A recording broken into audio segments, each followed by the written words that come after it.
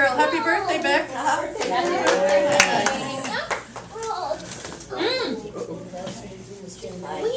I know, she's fine.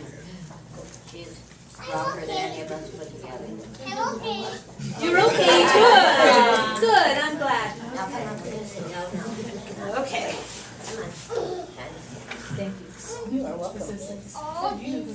Okay, I want to talk about spiritual freedom. And one of the things that I feel about the freedom to be whoever you are is we don't necessarily have to be one thing. And I was talking to Debbie about cake. I said, you know, some people like chocolate cake. How many people like chocolate cake? Okay, how many people like white cake? I like that one. How many of you like white cake, chocolate cake, and raspberry in the middle? Just think of how many different kinds of cake there are, and they don't have to be just one. And that's the type of people we are talking to. Some of you like your ice cream with little squiggles on it. Some of you like it plain. However you like what you are doing in life, know that doesn't exclude everybody else. We had an event once, we had a retreat up to Mount Shasta, and we had told people they had a list of things they could have on their sandwich. And they had peanut butter, and they had jelly, and they could have salami, and they could have bologna, and they could have cheese, and they could have pickles. And 2 people wanted peanut butter and pickles. And I went, I never tried that. You know, it's not bad. But I had never even thought of it, let alone never tried it. And I got to thinking about how much what we choose in life is about what we're comfortable with, not what we've gone out and tried. And that's what we try to do here at CCL, is give you an example of what other people are doing. Some people pray to a different creator. That doesn't make them wrong. Some people don't pray at all. That doesn't make them wrong. There is not a thing that I see from my sense of source of making us wrong about much. We like to make other people wrong. We like to say, don't do that, or you can't do that, or this book says that's wrong. Well, when you stop and say, well, if this book says that's wrong, what does another book say? I started out today talking about the fact we're going to have a man discussing Mary and Jesus in the Quran on the 7th of February. That was such a new idea, a new way of looking at Islam, that I started reading about it, and I'm going, oh, and have you ever picked up a book and you want to start underlining immediately? I didn't even know if it was my book or not, but I wanted to underline. Get that highlighter out. And I found the same when I look at the Bible, when I look at the part of the Bible that's the Torah, what the Jewish faith follows. There's some beautiful things in there, the first 5 books of the Bible. And then when you look at the New Testament, you go, hey, that's pretty interesting. And when you look at the sutras, when you look at all the Upanishads, when you look at all the different writings there are, they all have this basic sense of good, positive energy on how to help us live our lives. And yet we are going along saying, well, that's wrong, without even understanding what it is. It's as bad as not trying peanut butter and pickles, you know? That might become your new flavor of the day. Were they dill pickles or sweet pickles? They were dill. Oh, good. Okay, I have to know which is the better. Yeah, now you know which is the better. But think about how you look at life. How many of you look at life with blinders on? It's got to be this way. Who put those blinders on? It was people that you knew. It was either your family. It could have been the church you went to. I was talking to a woman who said she goes to a Christian church that is all inclusive. It's non-denominational. Well, non-denominational usually means it's not one Christian faith, but it is a Christian faith. But for her, that meant it included everything. Well, when you think about that, there are more faiths than Christianity. So think about, for here, we're all inclusive. And that's kind of an interesting thing. I was talking to Corky this morning. It's a hard sell. How do you sell something that is inclusive of everything? You know, it's not exclusive. It's a non-exclusive. It's inclusive. So if I used that term wrong earlier, it's inclusive of everything. It's as inclusive everything as a kindergarten. Have you ever seen the kindergartens and you drive by and the kids are out playing? And there's the tall kid and the short kid and the fat kid, and there's the girl that's playing kickball and the boy that's playing with dolls. They're every nationality and they're every color. And you go, that's the way life should be, because they're all hugging each other and talking to each other. And till somebody says, they go home and say, I talked to Leroy yesterday. And the mother said, is he the black kid in your class? I don't think you should talk to him. And what does that start? Prejudice. It starts the prejudice and the bigotry. But you put two babies in a crib together, they will play forever. The only trouble is if one of them steals the other's bottle, there might be a problem. Usually there isn't a problem until somebody teaches them. So here at CCL, what we're trying to do is help you learn how to unthink and just feel. When we had everybody, I'm using the royal we here, you know, it's when I had everybody stand up and hug somebody you hadn't hugged before. You might not have even seen before. It felt like you were hugging God because you were. Each one of those hugs was bringing in somebody into your realm of experience that you possibly hadn't known before. That is what CCL stands for. That, and also bringing in ideas of different faiths, looking at how they work for other people. And now, if you look on the altar, some of you might not be familiar with some of these, but we have the world starting over there on the left. We have a wonderful Native American wind woman in there. We have Buddha. We have a very happy Hawaiian. We have an angel. It's a Menehune. We have an angel. We have the woman that's holding her heart. I think that's the mother of all. We have Huan Yen in Christ. We have this wonderful wizard. So many different ideas and philosophies. There is not something there that talks about Islam. And in the Islam faith, and a lot in the Jewish faith, they do not believe in icons. They do not believe that you take a picture or you take a form or a statue and you worship it. And we are not worshiping these. These just for us represent those energies that are on the planet. And think about that. If you haven't studied Sufi, we have a wonderful lady who does Sufi dancing here. And when's the next time that Farina? She's still in Europe and she hasn't contacted us to schedule her next. But she does Sufi dancing and it's whirling. But she also chants Sufi chants. And if you haven't heard Sufism, it's incredible. And it's been around for a long, long time. And so open up to something you haven't heard of before. The Hindus have 1,000 words for God. And that is, if you've ever gone to a puja, they sit in a circle and they chant the 1,000 names of God. And it's the most beautiful meditation. And Ma likes that. Yeah, I have a spirit guide called Ma, and Ma is Indian, and he from India, and he really liked that one. But there are so many different ways you can talk to God. And if you haven't looked into another faith, do so. Because you're going to find a different way to think of God. God as a parent, God as a comforter, God as somebody who answers prayers, God as a miracle worker. God is that being that you have always wanted to include in your life. And it's your choice which one you choose. But don't push out and don't build a wall, like Margaret was saying. When you only believe in one, you wall out so many people. There are so many folks on this planet believing completely differently than you do, and that doesn't make them wrong. What makes us wrong is when we have anger, bigotry, and a fierceness that convinced that we are the only one right. Okay? We have been going through a lot of things with the election and with the inauguration, and here on Friday morning we had prayers, and we came in and we prayed for the incoming presidential party.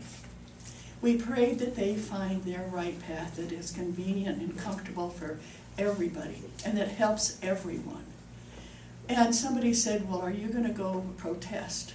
And I said, I find more power in prayer than I do in protesting. So for me, this is where I belong, is in my center and praying. And we did Islamic prayers, and we did Jewish prayers, and we did Catholic prayers and Christian prayers. And we prayed by looking at the Bill of Rights, the Constitution, the Iroquois Convention, all of the things that are important bring about this great nation. And we are a great nation. So anytime you feel like you want to make somebody wrong, I don't care who it is, stop a minute and say, when I make somebody wrong, I'm not being a spiritual being. There's nothing I have found about spirituality that says it's okay to dislike them as long as you love these people. Stop that sense of entitlement, that I'm entitled to hate the people I want to hate. Well, if you do that, pretty soon we get back to bigotry and prejudice of hating the people it's okay for you to hate. Find somebody that you were always sure you weren't going to like and go up and say hello. If anybody has ever been out with me, they know I talk to everyone. My granddaughter Miranda was in the grocery store with me, and I was talking to the clerk. She had a little friend with her.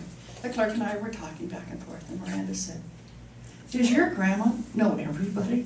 And Miranda said, "No, she just acts like she does." I think that's true. I act like I know you because you are important to me, because you're on this planet with me. We happen to be shopping at the same store. We've got a connection. Grocery Outlet and you and I are friends.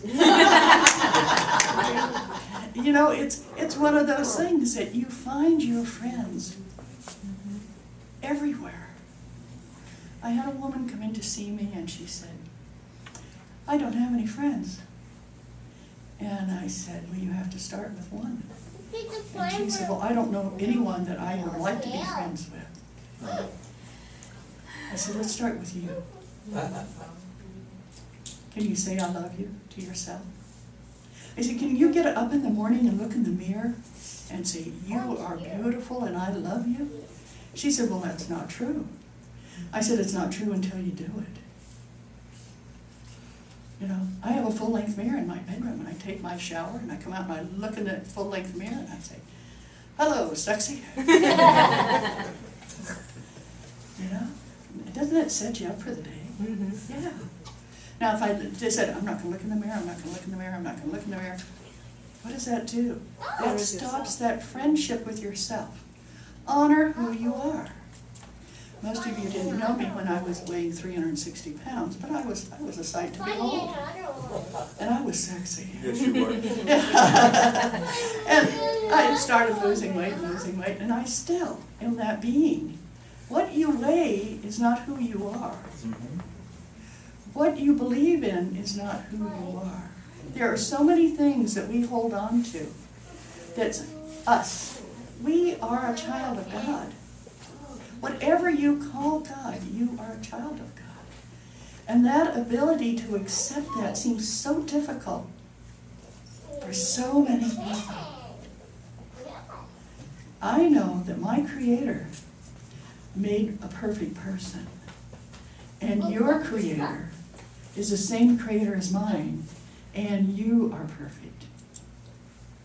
How do I know that? Because you're alive. When you leave this plane and you go into spirit, you're a spiritual person who's pretty perfect there. But for right now, you're here. So when you talk about other people, start talking nicely. Don't listen to the media about who's bad or who's good. Every one of those was a perfect baby. Every one of them. And find something good about people. Okay. I usually have a very, very broad statement of most people. I really like you because you've got hair. And then there's Ronnie. Why you like me? You got hair right there. I like you because you're sexy. I like everybody, but there's always one thing that I notice that I go, "Oh, I really like that." You know, I like your beautiful smile, or I like the fact that you've got a gorgeous voice. And somebody said, "Well, you can't like that person because," and I stop it right there. And I say, "But I do." And this has gotten me a lot of friends. I think you all know that last Sunday my dear friend Erin passed. And Erin and I have been friends since she was 16, and she died at 57. And it was one of those things that people said were, are you going to pray for her? Yes, I'm praying for her to make a speedy ascension. But I'm really praying for her husband. Because he doesn't have many friends, and this was his only friend, his only true friend that really understood him and knew him. And I pray for him. Because he was in Desert Storm. He was a helicopter pilot. He's got some PTSD. And when you have just one really good friend, that's a person to pray for. So today when we stand up, let's pray for Tim Tarleton, because he's going through a difficult time. And he has gotten himself in that position of not liking people because, and not liking people because. Some of you may be on the same Facebook page I am, where he is pretty vocal about not liking things. But in doing that, and not seeing the good in people, he made himself a little cage. Have you ever done that? Have you ever kind of shut people out and made yourself in a little cage? And if you only have one person in your life that's your love, or that's there, life is pretty small. So start opening up. You'd be surprised how many people would love to be your friend. Now, they're not going to be exactly what you want. None of them are. They're not going to say exactly what you want to hear. Yes, Smith? You're not going to be exactly who they want, and you ain't, they're not going to be exactly who you want. Exactly. Everybody's equal. Everybody's equal. And accept them for who they are. And that's what we do here at CCL. We accept you for who you are. We have a person here who was family with Jehovah's Witness. And he found that a little bit stifling as he got older, especially when he found out he was gay. And he didn't know what to do with that. And so he ran away from home. And he said, I couldn't be a Jehovah's Witness anymore. I said, but be friends with the people that are. That you don't tell them they're all wrong. Just befriend them. It doesn't take much to do that, to just befriend somebody. And if you find someone you think, oh well, they don't like me, where do you get that from? Start liking yourself. Many of you here have heard this from me. Hi, my name's Doti Boon, and you're going to be my friend. Yeah. I did that to poor Ronnie. He didn't know what hit him. He had to call a friend of mine. You know, this fat old white lady came up and said, hi, I'm Doti Boon, I'm going to be your friend. And my friend Byron said, hold on. You're going to be in for a ride. But I find that's so easy, isn't it? It's easy to walk up and say, hi, Amanda, I want to be your friend. And I did it when she first came in. Hi, Sherry. Hi to every one of you. I want to be your friend. Because learning something about you, what does it do for me? It opens me up. Learning something about you makes me feel better about who I am. Yes, Beck?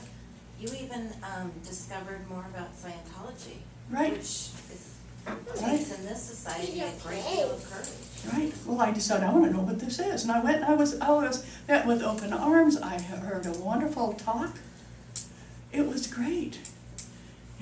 I mean, I will open up and say, well, let's hear this. Now, the only person I've never met is one of those people that handles snakes. Really? And I would love to, because I like snakes. So I'm one of those, you're a snake handler? Oh, wow, what do you got?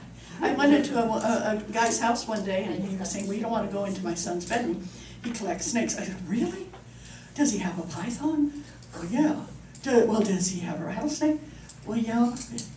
And I was going through all the snakes I've known and loved, and he was looking at me like, this woman is nuts. And I went in, and his son was sitting there, and I said, hi, I'm Dottie. And he goes, hi. I said, how you doing? He says, fine. He said, you don't want to talk to me. I said, why not? And he said, I'm a drug addict. And I said, does it bother your snakes? And he said, no, then why do you think it's going to bother me? Because snakes are sensitive. They go by vibration, And I'm glad to say he's not a drug addict anymore. I think it was the first time somebody just accepted him totally for who he was. That's one of those things that you need to do. Making somebody wrong doesn't bring them back to what you think is right. It drives them further away. So you start talking to people. That's why we have the community room. Bet you wonder why. Why do we get you here and feed you? It's not that. It's more that we want you to meet new people. We want you to sit down next to somebody who was Pentecostal, or sit down next to somebody who's Jewish, or sit down next to somebody. My later life raising was Baha'is, and the Baha'i faith. Find people that are different than you. Don't gather together in little clusters of sameness. You don't grow. You talk about the same things, you do the same things, you go to the same restaurant, you talk about the same people. You don't grow. Find an outward expression of who you are. I want to share a story because I thought it was so wonderful. On New Year's Eve, this was last year. Well, no, I guess it's the year before. Anyway, my son's twins were born December 31st. And they were turning 21. And my son said to his kids, well, what do you want to do for your birthday? And they said, we want to go to a rave. And Bob said, okay, where's that? And well, just down the street and around here somewhere. Okay. And we want you to go with us. And my son said, your mom too? And I said, yeah. He said, okay, if that's what you want for your 21st birthday. And he said, Dottie, I was standing in there. The music was loud. The visual things going on were loud. I didn't see any drugs. I didn't feel that anybody was really drunk. All they were serving was soft drinks. And there were all these kids. And they were all dancing. A lot of them had very little on. He said some of the girls just had on pennies, but they were dancing. And nobody cared. And it was hot in there. People were sweating. And all of a sudden, this young man walks up to me, and he lays his head on my shoulder and said, I wish my mom and dad loved me enough to be here. And he said, I realized that what I had judged was by all the media and never having been there. And he said, more and more people, as the night went on, came up and said, hi, my mom and dad won't have anything to do with me. Or, hi, my dad disowned me. And he said, all night I was the token dad. And I said, you? For those of you who have met my son Bob, you obviously never know what he's going to do. But he said, I came away from there, Mom, feeling how disenfranchised our youth are. And the people one day, another story because it was fun. I went to get a new stereo system. And this was in the late 70s. And ours was just blown speakers because we played rock and roll so loudly. And so I walked into this music store. He said, well, do you want something like this? And I listened to it and I said, that sounds tinny. He said, no, you're used to listening to mushy bass sounds. I said, well, that's probably right. It's more my ear than what you're saying.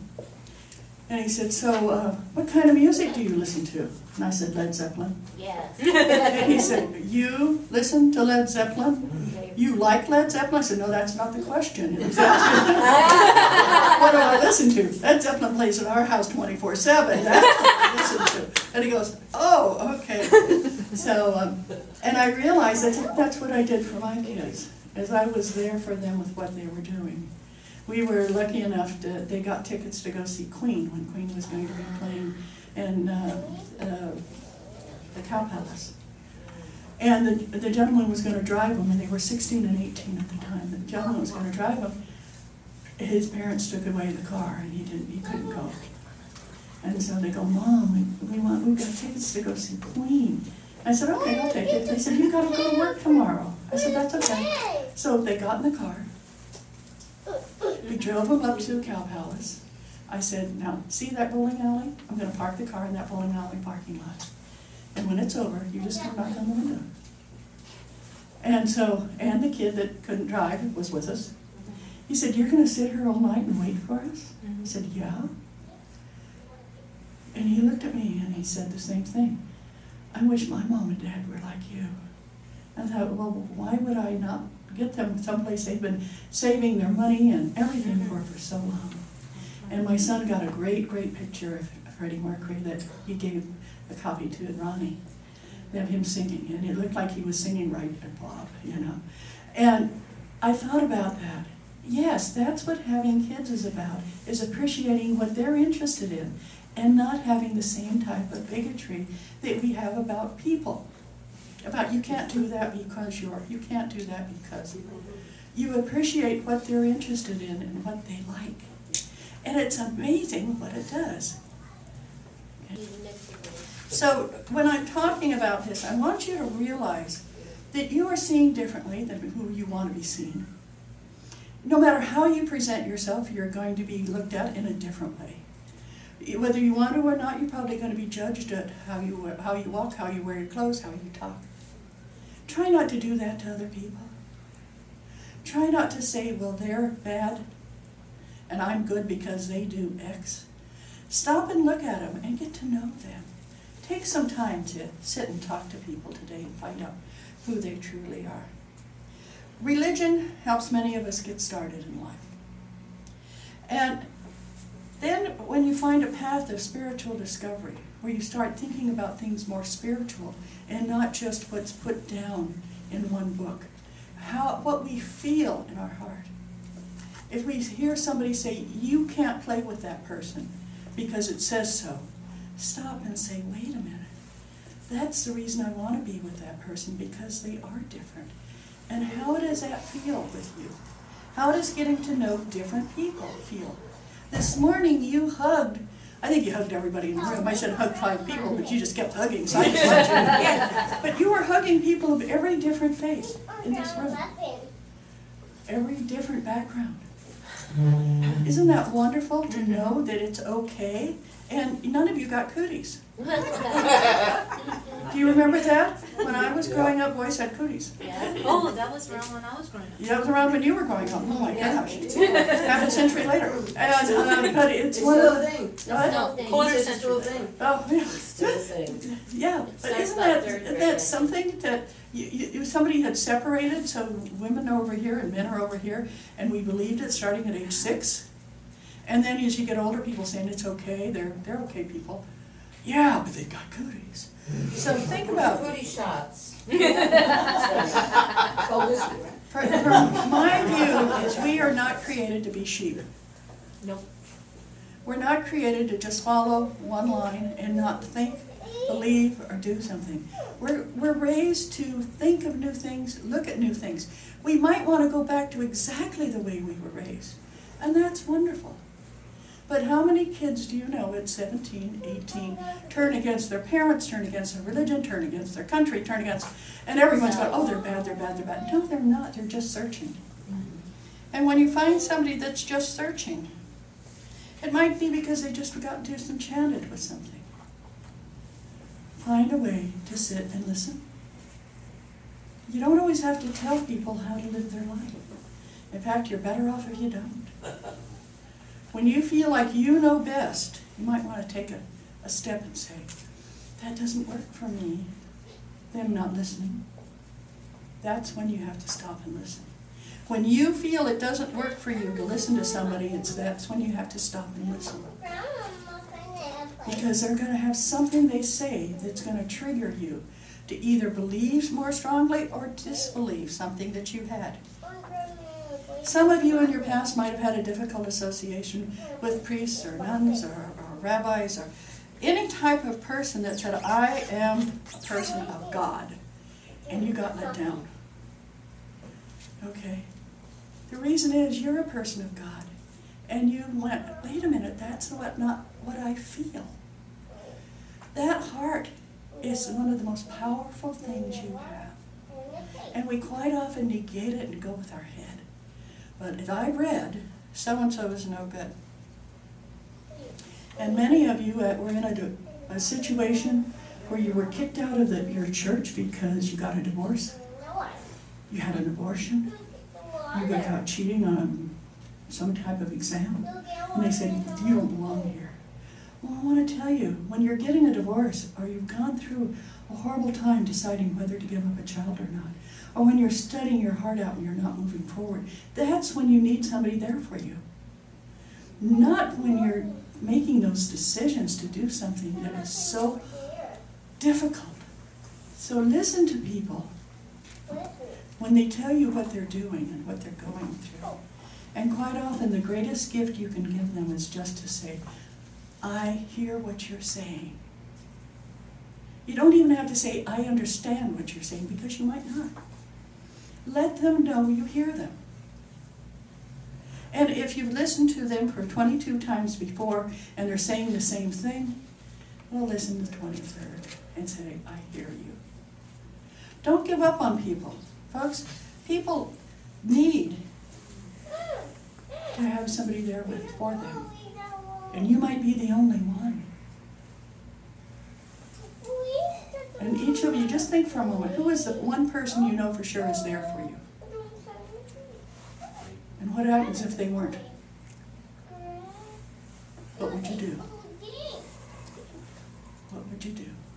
And for those in here, you know, you don't want to figure, you don't want to think that, huh?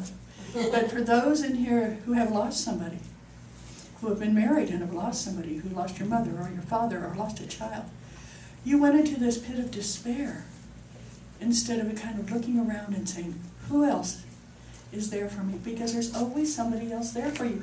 And quite often it surprises the heck out of you who it is. You go, oh my gosh, I didn't know that woman even cared, or that man even cared. And when you think of that, that man or that woman might not be the closest friend, but they might be the person who's there for you right then. Appreciate your friendships. And when you come here, I want you to know we come together in peace. You're not going to hear me bad-mouthing people, because I'm here in peace. I'm not going to tell you what I do politically, because that's not what we're about here. We're about being here in peace. Now, you all should have a yellow sheet. And on one side, we have this wonderful prayer. And I'd like for you to join me in. Are there any more of those? Are there any more of those? Yes. Here we go. Yeah.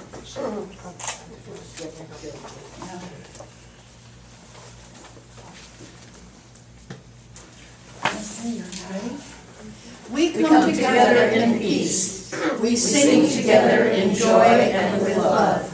We worship together in one house, a house with names beyond number. Our paths are many, our beliefs are as leaves, and the tree that we cleave to is nourished by the light of compassion, justice, and mutual respect. May our lives, our beliefs, and our actions help to bring about the world of love we all seek, and let it begin here. How's that feel? Great. You think you can do that? You think there's one step you can take today that helps move you forward? Well, you took it when you came in on a rainy day. When you got out of your nice, warm, comfy bed. Some of you drove over 45, 50 miles to get here. That says, I believe that there is hope, peace, love, and justice in the world. And I'm going to gather together with my folks who believe the same thing. Now, that doesn't mean that the church on the corner, or the synagogue on the corner, or the mosque on the corner where you live isn't a great place to go. But sometimes you want to be around people who aren't exactly like you are, so you can learn how to believe and how to be. Thank you so very much. Yay! Yay!